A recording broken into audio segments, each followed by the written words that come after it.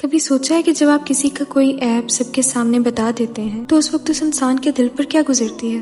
آج کل لوگ آخر ایک دوسرے کی کمیاں ڈھونڈنے کے لیے اتنے ڈیسپریٹ کیوں ہو گئے؟ ہم اتنی جلدی دوسروں کی کمیاں تو دیکھ لیتے ہیں مگر ایک بار بھی اپنی طرف نہیں دیکھتے۔ ہم سب انسان ہیں، غلطیاں سب سے ہوتی ہیں، کسی سے کم کسی سے زیادہ۔ اللہ نے کتنی دفعہ آپ کی پردہ پوشی کی ہے، کتنی دفعہ آپ کی غلطیاں چھپائی ہیں، تو پھر ہم کیوں کسی اور کی کمزوری ڈھونڈنے اور انہیں ایکسپوز کرنے میں لگ جاتے ہیں؟ مسئلہ یہ نہیں ہے کہ آپ نے کسی کی کمی نوٹس کی، مسئلہ یہ ہے کہ آپ کا مقصد کیا ہے، اسے بہتری کی طرف لانا یا اس کی غلطی کو اس کی تذلیل کا ذریعہ بنانا۔ اگر واقعی آپ کسی کی اصلاح چاہتے ہیں تو نصیحت کے اور بھی بہت طریقے ہیں، ضروری تھوڑی ہے کہ ہم سب کے سامنے اسے شرمندہ کریں۔ کچھ اسکالرز اس بات کی مثال دیتے ہیں کہ مومن کا آئینہ ہوتا ہے۔ کیا مطلب؟ فرض کریں کہ آپ آئینے کے سامنے کھڑے ہیں اور چہرے پر کوئی نشان نظر آ جائے تو آپ کیا کریں گے؟ آئینے سے ناراض ہو جائیں گے یا اس نشان کو صاف کرنے کی کوشش کریں گے؟ ظاہر سی بات ہے، اس امپرفیکشن کو دور کریں گے۔ کیوں؟